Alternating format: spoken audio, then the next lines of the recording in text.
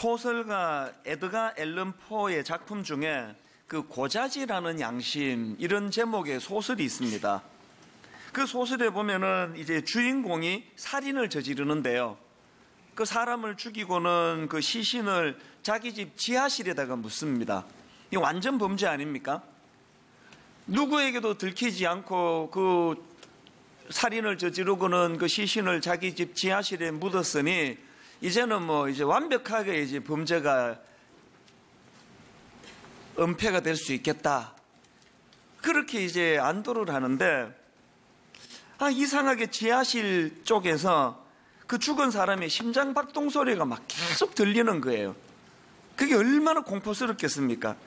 그 죽은 사람의 심장 박동 소리가 끊임없이 들리니까 이 괴로워서 견딜 수가 없는데요. 그 과정에서 이제 주인공이 깨달은 게 뭐냐 하면은 그 죽은 사람의 심장 박동 소리가 지하실 쪽에서 들려지는 게 아니라 자기 가슴에서 울리는 소리였다는 것을 깨닫게 됐다는 겁니다. 그 저자가 그 소설을 통해 가지고 말하고자 하는 포인트가 뭐겠습니까?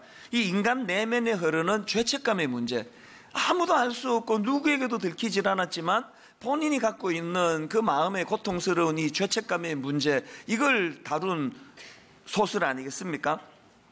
사실 우리 현대인들에게 있어서 이 죄책감의 문제는 생각보다 심각한 문제입니다.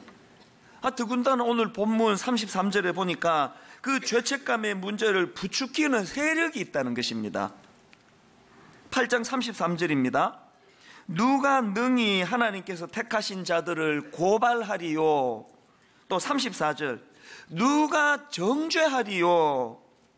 그런가 하면은 요한계시록 12장 10절, 내가 또 들으니 하늘에 큰 음성이 있어 이르되 이제 우리 하나님의 구원과 능력과 나라와 또 그의 그리스도의 권세가 나타났으니 우리 형제들을 참소하던 자, 곧 우리 하나님 앞에서 밤낮 참소하던 자가 쫓겨났고, 그러니까 이렇게 집요하게 우리를 참소하는 존재가 있어서 우리 삶 가운데 늘 우리 안에 이 죄책감을 덜추어내고 그렇게 집요하게 고발하는 세력이 있다는 것입니다. 제가 이 로마서를 읽고 또 성경을 읽으면서 느끼는 게 뭐냐 하면은 이 소설은요, 우리 인간들이 겪는 이 현실적인 현상을 소개는 하는데 대안은 없습니다. 소설 읽는다고 죄책감이 사라지는 이런 건 없거든요. 그런 것들이 현대인들에게 문제구나, 이걸 자각하게만 할 뿐이에요. 그런데 성경은요, 적나라하게 그 로마서 3장에도 보면은 정말 이 치명적인 인간의 그 문제점들을 그대로 다 드러내고 고발할 뿐만 아니라 대안도 같이 마련해서 설명하는 게 그게 성경과 소설의 차이라는 것입니다. 제가 이런 관점으로 오늘 본문을 쭉 읽다가 보니까요, 참 흥미로운 관점이 하나 발견이 되는데요. 자, 먼저 31절을 한번 보십시오.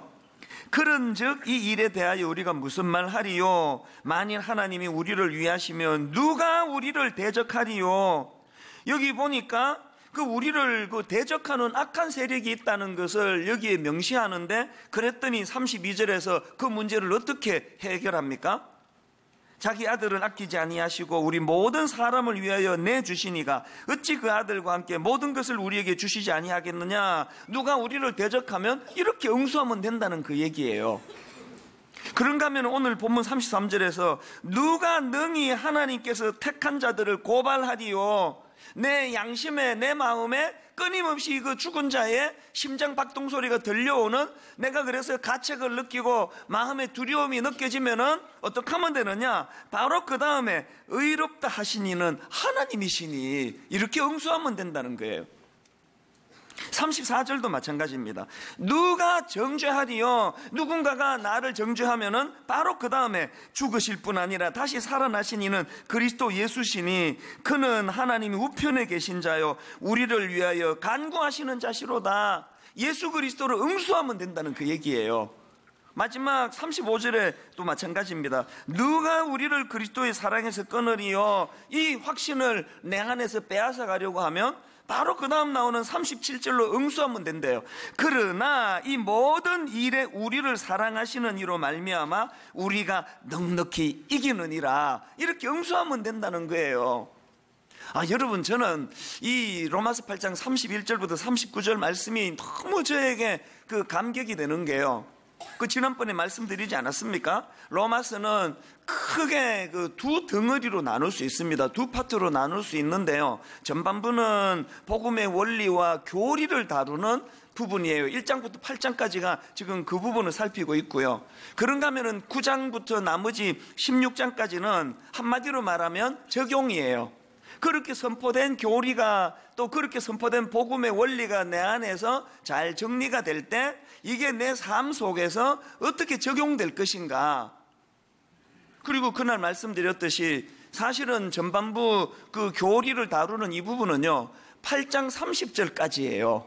그렇게 끝내도 되는데 바울은 31절부터 39절에서 그 유명한 5가지 질문을 통하여 우리에게 실제 삶 속에서 누가 나를 정죄하든지 내가 죄책감 가운데 몰려갈 때 응수할 수 있는 말씀들을 지금 피력하고 있는 거거든요. 그래서 제가 그 설교 마치고 또 축도하기 직전에 종종 여러분들한테 이런 말씀을 드리지 않습니까? 또 하나님께 기도할 때, 하나님, 오늘 선포된 이 복음의 말씀이 엿새 동안을 살아내는 능력이 되어가지고 누구 앞에서도 비굴하지 말고 초라하지도 말고 무릎 꿇지도 말고 당당하게 한 주를 살아갈 수 있도록 하나님 은혜 주시기 원합니다. 그렇게 기도할 수 있는 것은 바로 우리가 지금 소설 읽고 가는 게 아니기 때문이에요. 하나님의 말씀은 인간의 문제점도 드러내지만 그에 대한 대안도 함께 지적해 주시는 말씀이라는 것입니다.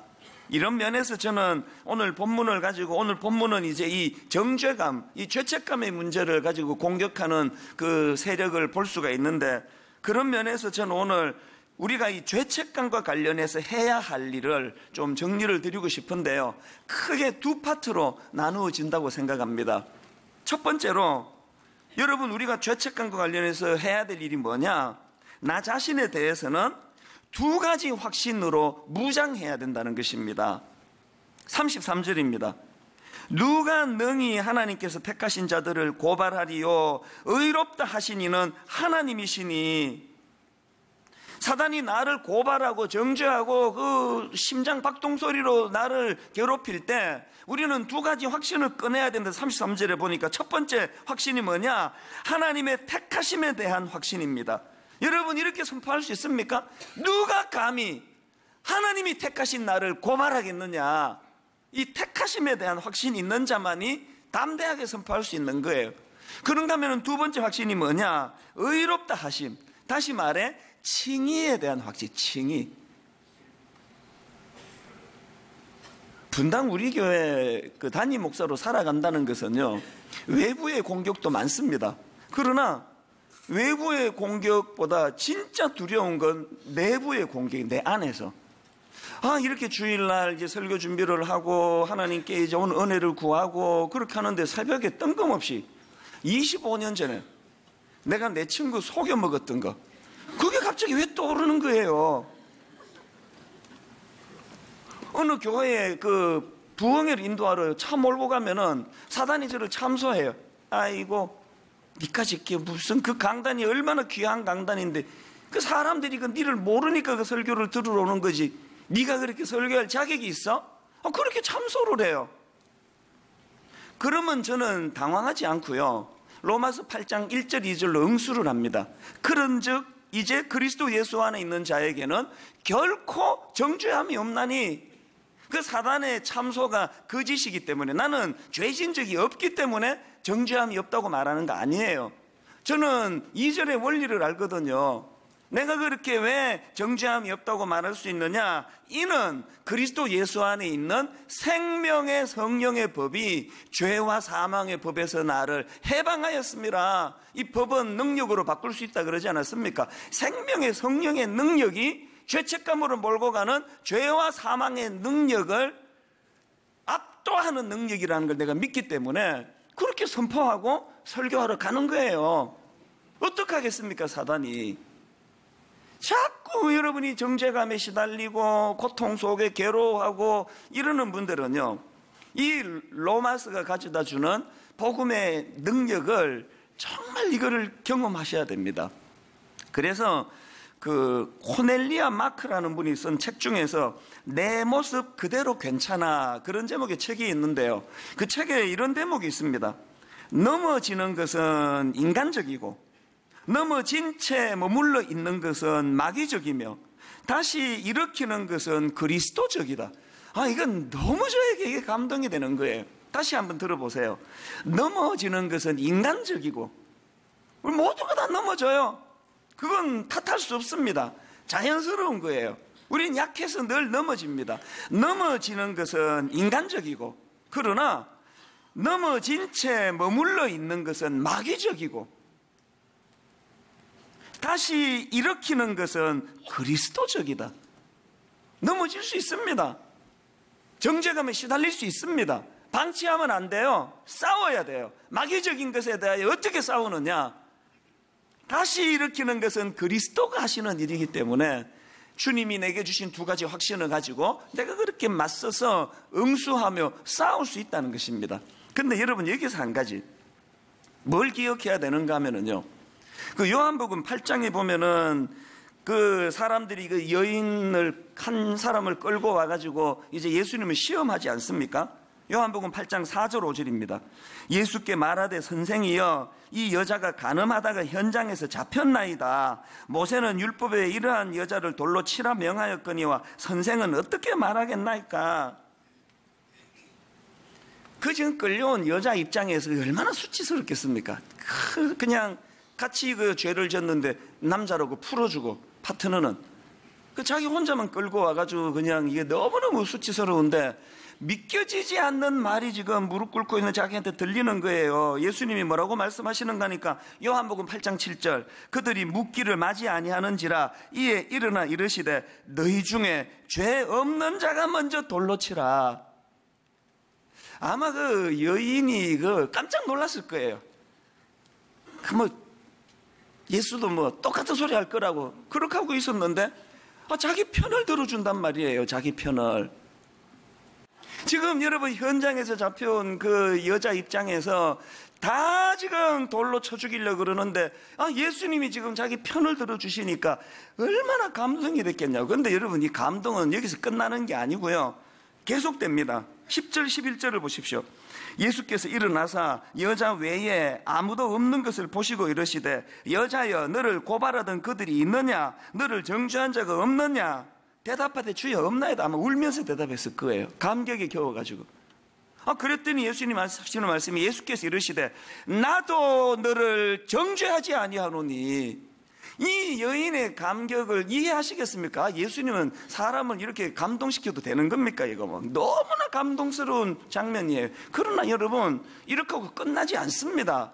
그 다음 11절을 다시 한번 보세요. 대답하되 주여 없나이다. 예수께서 이르시되 나도 너를 정죄하지 아니하노니. 그 다음에 가서 다시는 죄를 범하지 말라 하시니라. 감동받고 끝날 게 아니라는 거예요. 사람들 앞에 이렇게 책 잡힐 짓을 다시는 하지 마라. 다시는 죄 가운데 거하지 마라. 오늘 한국 교회가 이렇게 그냥 저질이 많은 종교가 된 것은요, 지 그냥 듣고 싶은 것까지만, 공앞에까지만 나도 너를 정죄하지 아니하노라 했다. 나는 자유인이다. 그러고 그 다음 말에는 귀를 안 기울이는 거잖아요. 가서 다시는 죄를 범하지 마라. 우리가 정죄당하지 않기 위해서는 예수님의 십자가의 능력으로 맞서는 것도 중요하지만 마귀에게 책 잡힐 짓을 하면 안 되는 거예요. 제가 누구에게도 들키지 않지만 내 자존심 상해서 내가 죄 안 짓고 싶은 거예요. 내가 사단에게 빌미나 제공하는 그런 목사가 돼서는 되겠나? 이 자존심의 문제 아닙니까? 여러분, 우리가 감동받는 거 좋습니다. 너희 중에 죄 없는 자가 돌로 쳐라. 1차 감동받고 이것만으로도 벅찬데 나도 너를 정죄하니 하신다는 그 말씀 앞에 막 가슴이 벅차오르는 감동을 오늘 주일 예배 때 누리시라고요. 그러나 그렇게 하고 끝나면 안 됩니다. 이 준엄한 주님의 말씀, 가서 다시는 죄를 범하지 마라. 이런 자리에 빠지지 마라. 그래서 여러분, 저는 로마서 6장 1절 2절 말씀이요, 그런즉 우리가 무슨 말을 하리요? 은혜를 더하게 하려고 죄에 거하겠느냐? 그럴 수 없느니라. 은혜를 더하게 하려고 죄에 거하겠느냐? 그럴 수 없느니라. 죄에 대하여 죽은 우리가 어찌 그 가운데 더 살리요? 복음의 능력은요, 내 안에 그 죽은 사람의 심장 소리가 더 이상 안 나는 거기에 그치는 게 아니라 그럴 수 없느니라. 그럴 수 없느니라. 분당 우리 교회 모든 성도님들은 이런 면에서 누구보다도 하나님 앞에 단독자로서 죄 짓지 않으려고, 같은 죄를 반복하지 않으려고 죄와 싸우는 그런 저와 여러분 되시기를 바랍니다. 그런가 하면 두 번째로 죄책감과 관련해서 기억해야 되는 게 있는데요, 아까 앞에서 나 자신에 대해서는 그 두 가지 확신, 하나님의 택하심에 대한 확신, 의롭다 하심에 대한 확신으로 맞서야 되지만 한 가지 더 있습니다. 이웃에 대해서는 정죄감에 빠지지 않도록 도와줘야 한다는 것입니다. 34절을 보니까요, 누가 정죄하리요? 죽으실 뿐 아니라 다시 살아나신 이는 그리스도 예수시니 그는 하나님 우편에 계신 자요 우리를 위하여 간구하시는 자신이라. 제가 주목하는 게 이거예요. 그 제가 로마서 8장 31절부터 39절까지를 쭉 살펴보니까요, 다 복수예요. 다. 우리는 영어 성경으로도 마찬가지예요. 딱 한 군데 38절에서만 내가가 한 번 나오고요, 다 우리는이에요. 뭘 의미합니까? 내가 먼저 이 확신, 하나님의 선택하심, 또 칭의, 하나님이 의롭다 하셨다는 확신을 가지고 내 안에 정죄감을 물리쳐야 되지만 그거로 끝나면 안 됩니다. 그렇게 하고 주위를 둘러보니까 너무 많은 사람들이 이 사실을 몰라가지고 정죄감에 빠지고 죄책감에 시달리고 고통에 눈물을 흘린단 말이에요. 그들에게 어떻게 해야 된다고요? 그들도 정죄감에 빠지지 않도록 우리가 복음의 능력으로 손을 내밀어야 된다는 거예요. 예수님께서 우리를 위하여 간구하시느니라. 주님이 우리를 위하여 이렇게 중보기도하고 계시다면 먼저 은혜 받은 우리도 그 주님의 중보기도 사역에 동참을 해야 돼요. 동참을. 제가 아까 현장에서 잡혀온 여인 이야기를 드리지 않았습니까? 예수님께서 너희 중에 죄 없는 자가 돌로 쳐라 그랬더니 요한복음 8장 9절을 보십시오. 그들이 이 말씀을 듣고 양심의 가책을 느껴. 무슨 뜻입니까? 지도 비슷한 짓을 했다는 거 아닙니까? 아마 그 여인처럼 막 현장에서 잡힐 만큼 큰 건 아니라 할지라도 분명히 자기도 그런 짓거리를 한 죄인이라는 거예요. 그 제가 보니까요, 이 은혜가 떨어진 교회일수록 정죄가 많아요. 은혜가 떨어지는 교회 가보면 막 비난이 난무합니다. 전화로 막 카톡으로 그 집사 그거 말이야, 그 옷 입은 거 봤어, 그거 막 그 새빨간 옷 입고 말이야, 그러면서. 여러분, 우리가 알아야 되는 건요, 로마서 2장 1절, 이거 현대인의 성경으로 읽어드릴게요. 그러므로 남을 심판하는 사람이여 그대가 누구이든지 죄가 없다고 변명할 수 없습니다. 왜? 그대는 남을 심판하는 일로 결국 자기를 정죄하는 셈입니다. 이 하나님의 시각이에요. 오늘 여러분, 우리가 누구를 향하여 분노하며 손에 든 돌을 내려놓고 어떻게 해요? 그 사람을 용납해주고 그 사람 눈물을 닦아주는, 손을 잡아주는 일을 해야 된다는 거예요. 2주 전에 고난주간 기간입니다. 우리 교회 성도님 한 분이 홈페이지에 그 게시판에 글을 하나 올리셨어요. 그 글이 이제 뭔가 보니까요, 이제 아마 그때가 세월호 3주기를 앞두고 있었기 때문인 것 같은데요. 그 세월호 유가족 어머니 한 분이 이제 믿는 분인데, 이분이 그 기도한 거, 그 기도문을 우리 홈페이지에 올려 주신 거예요. 그 제가 이제 그걸 가만히 보니까요, 거기에 이런 내용으로 시작을 하더라고요. 창조주이시며 전능자라고 불리우는 당신께 기도 드리는 거 쉽지 않습니다. 3년 전 우리 아이들을 살려달라는 마지막 기도를 외면했으니까요, 당신께 등 돌리고 살고 싶었습니다. 여러분, 그렇게 자식을 잃은 부모의 마음이 너무 공감이 되는 이야기 아닙니까? 그 하나님에 대한 너무너무 원망, 섭섭한 마음이 있어가 이제 나 하나님께 등 돌릴 거라고 그랬는데요. 그 다음 내용이 너무 은혜가 돼요. 자, 한번 들어보세요. 당신께 등 돌리고 살고 싶었습니다. 그런데 어디를 가든지 당신이 계시더군요. 더 이상 울 힘조차 없어 그저 멍하니 앉아 바다만 바라보고 있던 팽목항에서도, 차가운 시멘트 바닥에서 하늘을 보며 잠을 청해야 했던 국회 앞에서도, 내리쬐는 땡볕을 피할 그늘 하나 찾기 어려웠던 광화문에서도, 하수구 냄새에 시달려야 했던 청운 동사무소에서도, 침몰 지점이 바로 눈앞에 보이는 동거 차도에서도, 그리고 세월호가 누워있는 목포 신항에서도 당신은 계셨습니다. 이게 저게 얼마나 은혜가 되든지 막 너무 감동이 되는 거예요. 그런데 이분이 그 다음 한마디 더한 거기에 내 눈이 꽂혀버렸습니다. 이런 내용이에요.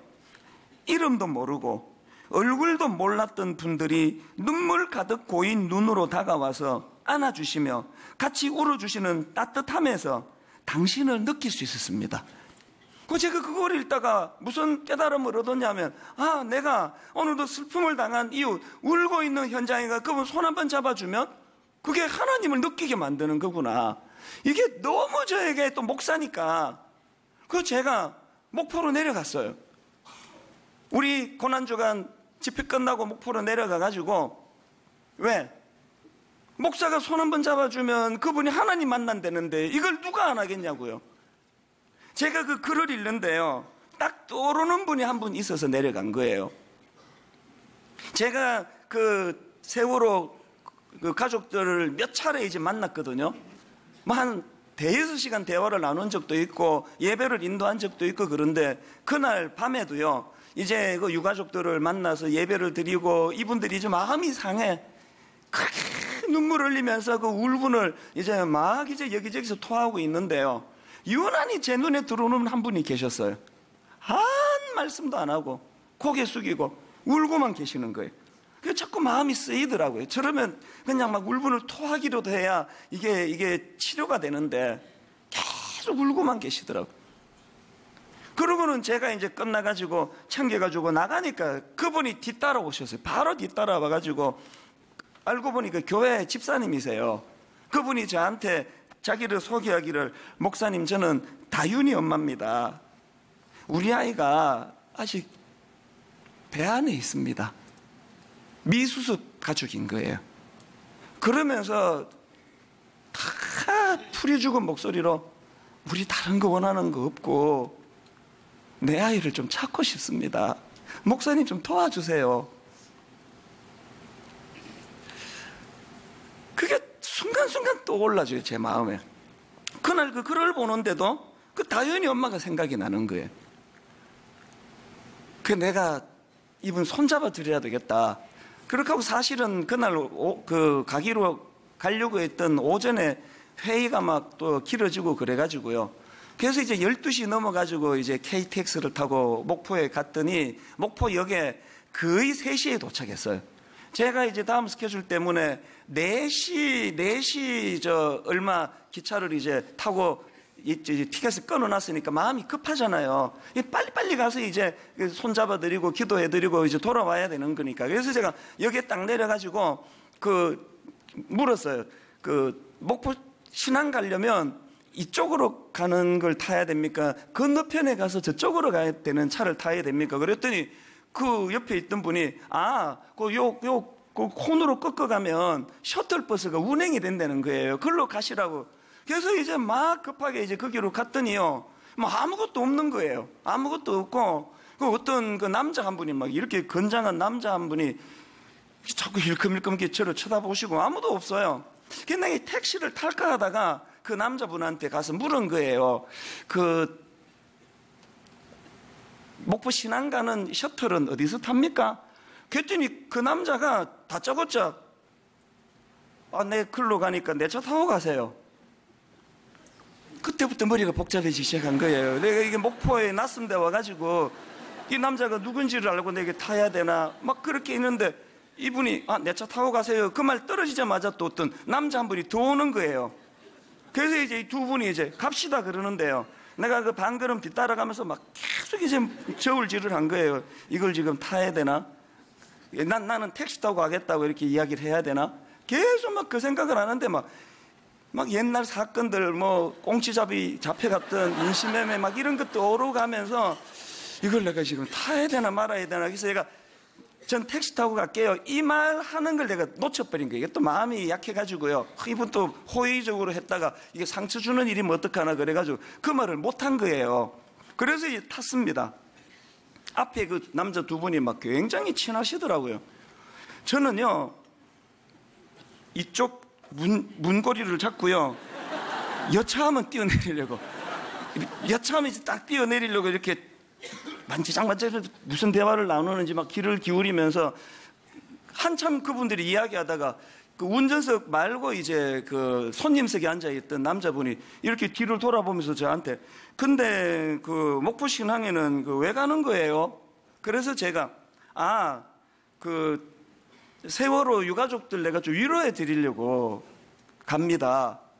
그랬더니 그 남자분이요, 고개를 쑥 돌리면서 하는 말이 내가 영인이 아빠입니다. 미수습자인 거예요. 미수습자. 이분이 저하고 같은 기차를 타고 왔어요.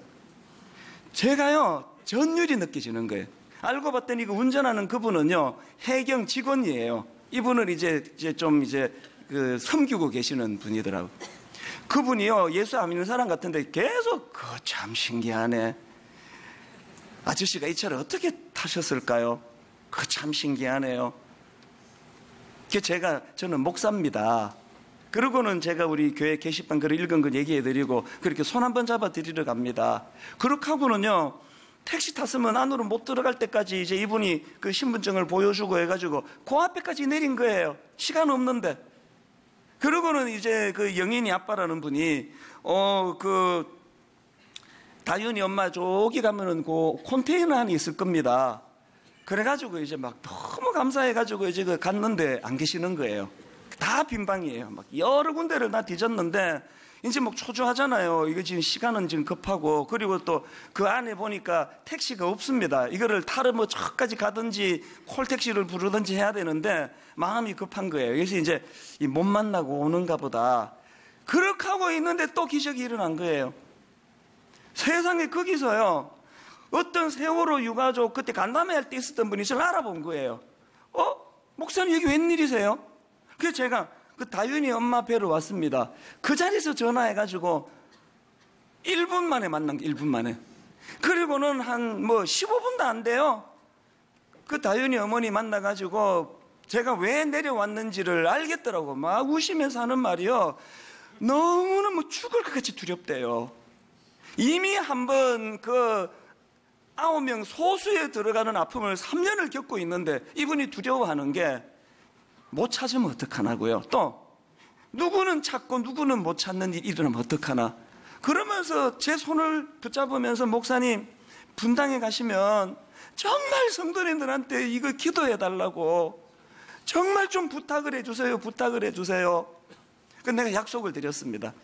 제 설교를 듣는 분이 많으니까 많은 분들이 이제 기도할 거라고 지금도 기도하고 있습니다. 그렇게 하고 이제 제가 정말 기적같이 시간을 칼같이 맞춰가지고 이제 목포역에 내렸는데요, 세상에 기쁨이 밀려오는데요, 요 근래에 제가 그런 기쁨은 처음이에요. 막 물밀듯 기쁨이 밀려오는데 왜 기뻤는지 아세요? 하나님이요, 그 시간적으로 그분을 기어이 만나고 손잡게 해주시려고 계획해 놓은 일들이 느껴지면서 내가 깨달은 게 뭔지 아십니까? 하나님이 내가 여기 오는 걸 원하셨구나. 하나님이 내가 여기 오는 걸 원하셨구나. 이거를 깨닫고 나니까요. 여러분, 오늘 우리 주위에 눈물 한번 닦아주고 손 한번 잡아주면 그 상처받은 그분은 하나님을 만난대잖아요. 그거 왜 안 하세요? 이 쉬운 걸. 우리가 하나님 앞에 먼저 사단이 나를 참소하고 지하실에서 내 양심이, 가슴이 두근두근거리는 양심의 소리가 들릴 때 넘어지는 것까지는 인간적이에요. 거기에 끌려다니면 그 마귀적인 거라 그러잖아요. 오늘 십자가 의지하며 누구도 나를 정죄하지 못한다. 나는 새로운 피조물이다 선포하고 치유받을 뿐만 아니라 내가 회복이 되면 즉각 사명이 주어지는데, 울고 있는 한 지체 손을 잡아. 여러분, 세월호 그 미수습 가족들이 눈물로 호소하는 문자로 또 보내고 또 보내고, 목사님 제발 기도해 주세요. 여러분, 마음을 다해서 기도해 주시기를 부탁을 드립니다. 오늘 저는 결론을 이렇게 맺기를 원합니다. 오늘 설교 제목을 제가 누가 감히 이렇게 잡았는데요, 이거는 오늘 본문 33절 34절을 세 번역으로 읽다가 발견한 문구예요. 들어보세요. 하나님께서 택하신 사람들을 누가 감히 고발하겠습니까? 의롭다 하시는 분이 하나님이신데 누가 감히 그들을 정죄하겠습니까? 여러분, 한 주간 살아가시면서 당당하게 누구 앞에서도 굴리지 말고 선포하십시오. 하나님이 나를 용서해 주셨는데, 하나님이 나를 의롭다 하시는데 누가 나를 함부로 정죄하겠느냐고 선포하실 뿐만 아니라 주님의 이 말씀이 들려야 돼요. 가서 다시는 이 같은 죄의 자리에 빠지지 마라. 그리고 하나 더 하셔야 됩니다. 오늘도 죄책감으로 이런저런 상처로 아픔으로 울고 있는 한 지체에 가서 손잡아 드리는 거예요. 어렵습니까? 쉽습니다. 우리가 그분 손잡아 드리면 그분은 하나님을 만나는 거예요. 우리 주 예수 그리스도의 은혜와 하나님 아버지의 다함없는 사랑과 성령님의 감동, 감화, 위로, 교통, 충만하심의 역사가 오늘 주신 말씀 내게 능력이 되고 살아갈 힘이 되고 정죄당하지 않는 하나님 은혜 마음에 담고 힘 얻어 달려가기로 다짐하며 예배하는 모든 주의 자녀들 머리 위에 지금부터 영원토록 함께 하시기를 간절히 축원하옵나이다. 아멘.